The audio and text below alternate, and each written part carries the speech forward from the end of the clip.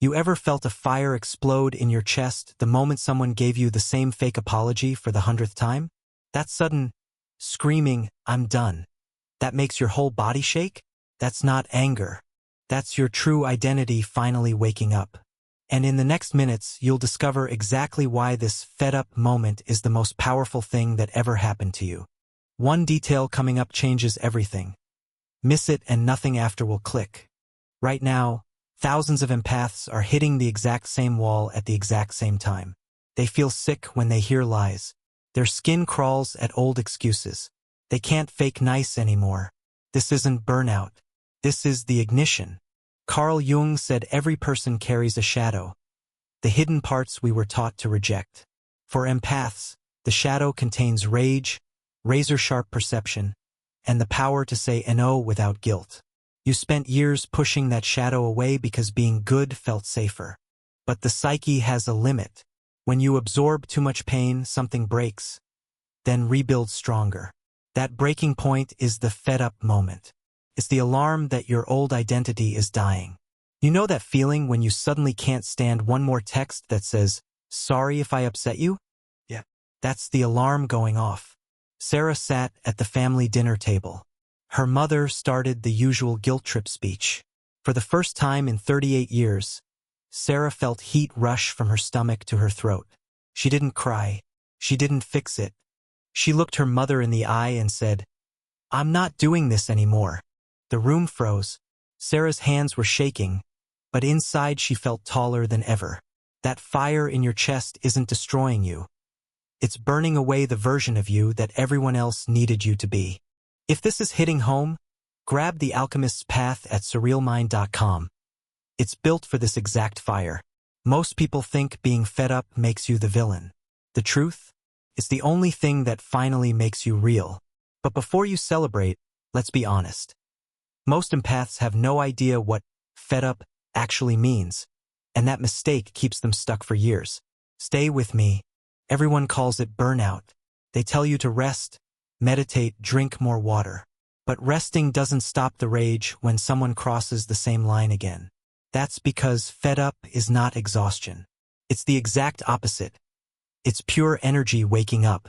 Burnout makes you tired and empty. Fed up makes you sharp and alive. Jung called this the psychological crisis that forces individuation. Your system has collected decades of other people's lies, guilt trips, and emotional garbage. One day the storage is full. The psyche says no more and flips the switch. That switch is the shadow rising. The rage isn't random. It's the guardian of your new boundaries. It's your soul screaming, "I will no longer trade my peace for your comfort." You're not broken for snapping. You're finally working. Mike used to say yes to every weekend plan his friends made. One Friday his best friend canceled last minute. Again. Instead of the usual "it's okay," Mike felt a hot wave hit him. He blocked the chat, turned off his phone, and for the first time in 10 years he spent the weekend completely alone. He expected guilt. Instead he felt peace so deep it scared him. The day you stop feeling guilty for protecting yourself is the day you stop being everyone else's doormat. Here's what nobody tells you. Being fed up is addictive. Once you taste real peace, you'll never go back to fake nice. But peace has a price. Before the calm comes the hardest part most empaths never talk about. Looking back at the old you and seeing how much you let people take. Let's go there next. Picture the old you standing in a room while everyone dumps their stress, drama, and tears straight into your body. You smiled, you fixed, you carried it all. That version of you wasn't kind. She was trained. From childhood you learned sensitive equals useful. Cry too loud? Comfort the adult who made you cry. Feel the room's tension? Smooth it over so nobody feels bad. Parents, teachers, friends, bosses, they all needed an emotional sponge. You became the free therapist, the shock absorber, the one who understands while nobody understands you. You said sorry when they yelled. You made excuses when they lied. You cleaned up every mess that wasn't yours. Society rewarded you with crumbs. You're so mature. You're such a good listener. We don't know what we'd do without you. Those crumbs kept you starving for real respect. You weren't born to be everyone's emotional trash can. You were taught that love means letting people dump on you. Lisa's dad was an alcoholic. Every night he came home angry. 8-year-old Lisa learned if she sat quietly and rubbed his back, the screaming stopped faster. By 15, she was doing it for boyfriends. By 25, for coworkers. By 35, for her own husband. One day, her husband screamed the same words her dad used. Lisa felt 8 years old again, until the fire hit. She walked out and never came back that night. You didn't fail at boundaries back then. You were never allowed to have any. Here's the part that hurts the most. Every person who used you knew exactly what they were doing. They just bet you'd never stop them. But they lost that bet, because while they were dumping, you were quietly building something they never saw coming. Let's open the vault and show you what you actually collected all those years. Stay with me. This changes everything. What if every tear you swallowed, every fake smile, every time you said it's okay, when it wasn't, was actually your brain running the most advanced surveillance system on Earth? You thought you were weak.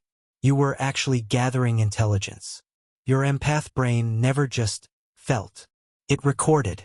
Micro-expressions that last 1/10 of a second. You caught them. Tiny voice cracks that reveal lies. You logged them.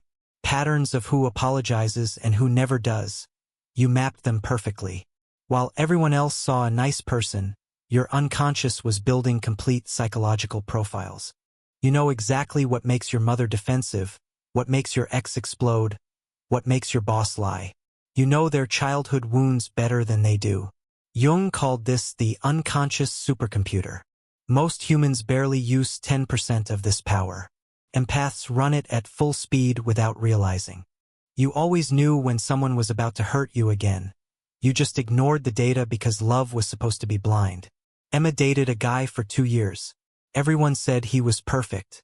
Emma felt off from week 1. Tiny red flags she pushed away. When he finally cheated, her friends were shocked. Emma wasn't. She pulled out her journal and read 27 exact moments she had predicted 2 years earlier. She cried. Not because he left, but because she finally saw how accurate her system had always been. You didn't let people walk over you because you were weak. You let them because you were busy studying exactly how they do it. Here's the scary part. You now hold the nuclear codes to every person who ever hurt you. One sentence from you could destroy their entire self-image. And they know it. That's why the next step terrifies most empaths. You finally have all the data. Now you have to decide what to do with the power it gives you. Let's talk about the shadow that's been waiting for this exact moment. You've heard the word shadow, and probably thought it sounds scary or evil. It's not. It's the locked room in your mind where you hid everything they told you was bad. Today we open that door together, and it's going to feel like coming home. Jung said the shadow is every part of you that got punished when you showed it. Anger? Bad. Saying no? Rude. Wanting your own needs met? Selfish. So you shoved those parts away and wore the good empath mask. Shadow integration is simple. You stop treating those parts like criminals and start treating them like family. You admit you can be angry. You admit you can be sharp. You admit you can walk away. When you do that, those parts stop fighting you from the dark and start protecting you in the light. The rage becomes healthy boundaries. The sharpness becomes clear truth. The coldness becomes self-respect. Your shadow isn't the villain. It's the bodyguard you fired because everyone said bodyguards are mean. Alex used to shake when he felt anger. Literally tremble. One day his sister borrowed money again and ghosted him. The familiar rage boiled up. Instead of stuffing it down, Alex whispered to himself, "It's okay to be angry." He felt the anger move from his chest into his hands. Steady, strong hands. He texted her one calm line, "I love you, but I'm done lending money." He expected guilt. Instead, he felt the most peaceful he'd been in years. The day you welcome your shadow is the day you stop being afraid of your own power. Most people think integrating the shadow makes you dark. It actually makes you the safest person in any room, because you no longer need to pretend. And once that door is open, something automatic happens. Your fed-up moment finally gets the fuel it was waiting for. Next, we watch the exact second the spark hits the shadow and everything ignites. Stay with me. This is where you become unstoppable. One single moment, one sentence, one look in the mirror. That's all it takes for the fed-up fire to reach the shadow room and blow the door off its hinges. When that happens, you don't choose integration anymore. Integration chooses you. Jung called it the saturation point. Your psyche has stored maximum pain, maximum data, maximum lies. The next drop overflows the cup. The nervous system says enough and triggers a hard reset. The shadow floods in like oxygen to a flame. Rage, clarity, and power rush through you at the same time. Your voice changes. Your posture changes. Even your eyes look different in the mirror. This is not a slow, gentle process. It's lightning. It's surgery without anesthetic. But it's also the fastest healing you'll ever experience because the false self burns away in seconds. Old fears, old guilt, old people-pleasing scripts. Gone in one blast. You know that moment when you finally say the thing you've swallowed for 10 years? That's the ignition. That's the shadow saying hello. Jessica's boyfriend screamed at her in the car. Same old control pattern. Something inside her snapped. Not loud, just quiet and final. She turned, looked him dead in the eyes and said, "If you raise your voice at me one more time, I'm gone forever." The air changed. He went pale. Jessica felt her spine turn to steel. She didn't cry. She didn't explain. She just sat there glowing with new power. He never yelled again. And 3 months later she left anyway. Because she finally could. The fed-up moment isn't breaking you. It's the exact second your soul grabs the steering wheel and says, "My turn." Here's what nobody warns you about. Once the shadow ignites, there is no off switch. You can never go back to being the old sponge. Even if you wanted to. And that's when people around you start panicking. Because the quiet person they used to control just turned into a walking mirror. And mirrors don't lie. Next, we're going to see exactly what the new you looks like in real life. Get ready. It's beautiful and terrifying at the same time. One day you wake up and realize you're not absorbing pain anymore. You're reflecting it straight back. Clear, calm, and impossible to ignore. Welcome to the mirror era. The sponge is dead. The new you doesn't take on anyone's mood. You simply show them their own. When someone lies, you say, "That's not true," without anger, without drama. When someone crosses a line, you step back. No explanation, no second chance, no guilt. Your energy is now a closed circuit. People either match your respect or they get none of it. You speak short, direct sentences. You look people in the eye longer than before. Your silence feels heavier than their screaming. Jung said the integrated person becomes a disturbance to the unconscious. That's you now. Remember when you used to spend 3 hours crafting the perfect soft reply? Now you just say no and keep scrolling. And it feels like freedom. Tom's mom called crying about money again. Old Tom would have sent it instantly. New Tom listened for 30 seconds, felt the familiar manipulation hook, and said, "I'm sorry you're struggling. I'm not able to help this time." She exploded, called him cold, selfish, changed. Tom hung up, heart racing, then smiled.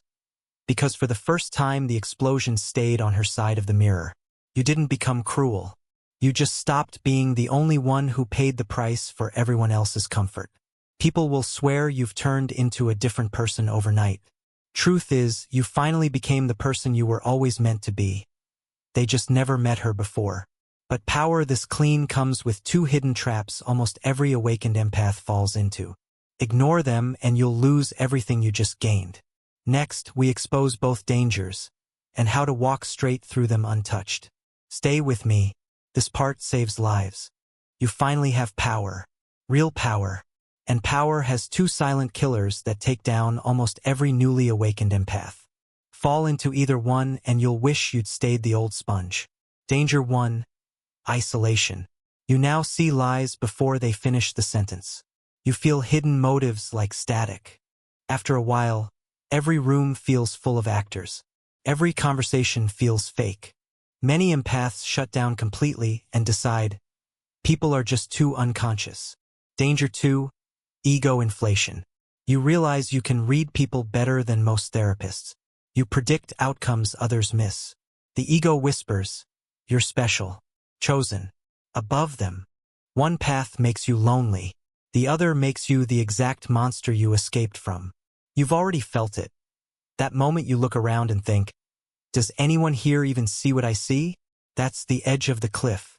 Rachel reached the mirror stage. Friends started calling her cold. She pulled away. 2 years later, she had 0 close relationships. She sat on her couch one night and realized she had become the queen of an empty kingdom. The power tasted like ash. She cried for the first time since the ignition, because loneliness finally hurt more than people ever did. The greatest power without connection becomes the heaviest cage you'll ever carry. Here's the secret nobody says out loud. Staying human after awakening is harder than the awakening itself. But it's the only version that actually feels like winning. So how do you keep the power without losing your heart? Next, we walk through real daily life as the integrated empath. Exact words, exact moves, exact peace. Plus the first real tool that keeps you safe from both traps. Let's go there now. You're wondering, okay, but what does a normal Tuesday actually look like now? It's quieter, cleaner, and way more powerful than you imagine. Here are the exact moves of the integrated empath in real life. You wake up and check how you feel first. Not your phone, not their messages. Someone texts guilt trip energy? You read it once, feel the hook, and leave it on read. No reply needed. At work, a coworker dumps drama. You say, "That sounds tough," and go back to your task. No fixing.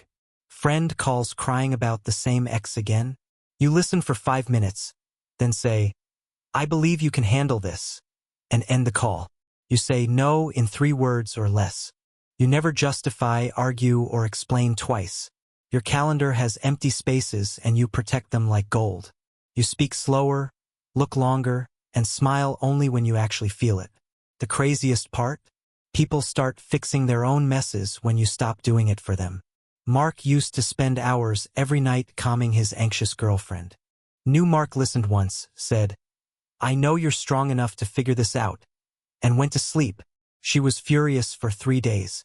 On day 4, she booked a therapist and thanked him. Mark slept 8 hours straight for the first time in 2 years. Peace isn't something you chase anymore. It's what stays when you stop handing it away. Want the exact daily drills and boundary scripts that make this second nature? The Alchemist's Path 236-page ebook plus exclusive shadow work chapters are waiting at surrealmind.com. Thousands already used them. Your turn. Here's what surprises everyone. The less you give away, the more genuine love finds its way in. And that's exactly why the final stage feels like magic. You're about to discover who you become when the fire settles and the real you finally steps into the light. One last truth coming. This one seals everything. Don't move. You didn't break. You burned the mask that was never yours. And what's left standing in the ashes is the version Jung knew was coming. The fed-up empath isn't angry anymore.